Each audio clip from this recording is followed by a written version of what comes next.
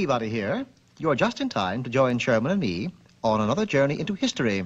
What year shall I set the Wayback Machine for, Mr. Peabody? 1191, Sherman. And the place? The Holy Land, where we look in on the Crusades led by that indestructible English monarch, Richard the Lionhearted. The Wayback transported Sherman and me to our destination, but as luck would have it, we arrived in the midst of a battle royal between the Saracens and the English.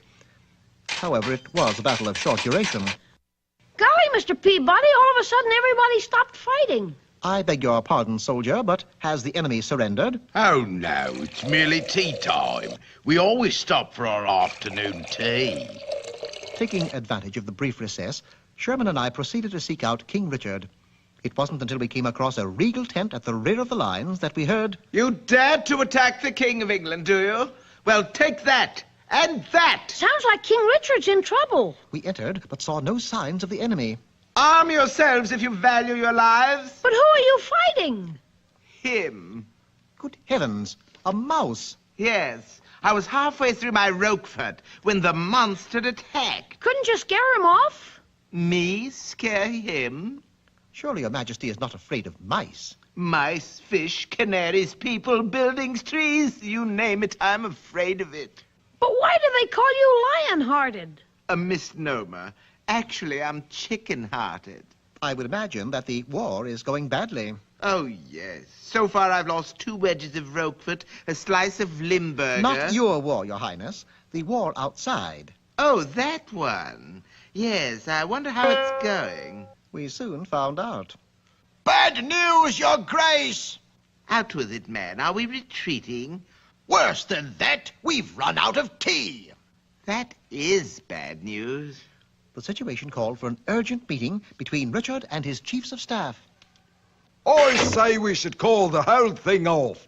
We're running low on crumpets. Gentlemen, I have a plan that would end the war in 1 hour. Wizard. Absolutely wizard. What is your plan? Who leads the Saracens? Saladin. Then you meet Saladin on the field of battle. Whoever wins, wins the war. How does that strike you? Unconscious. We adjourned to a practice area where I drilled Richard in the art of medieval warfare. This is a crossbow, sire. You merely pull the trigger and release the arrow in the direction of your opponent. You mean like this? Yes, like that.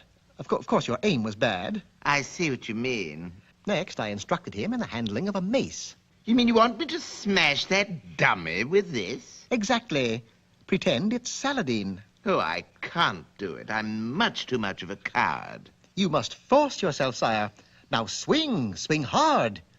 And swing he did, launching a most prodigious blow.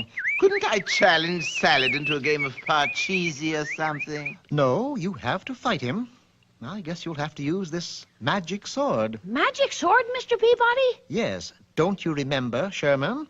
This piece of steel was fashioned by a dervish in Damascus. Whosoever wieldeth it possesses the courage of 20 lions. You mean if I fight Saladin with his sword, I can't lose? Precisely. Psst. Is it really a magic sword? Of course not, Sherman, but it may give him confidence. And so King Richard faced the fierce Saladin, and although Saladin was a master swordsman, when the smoke cleared...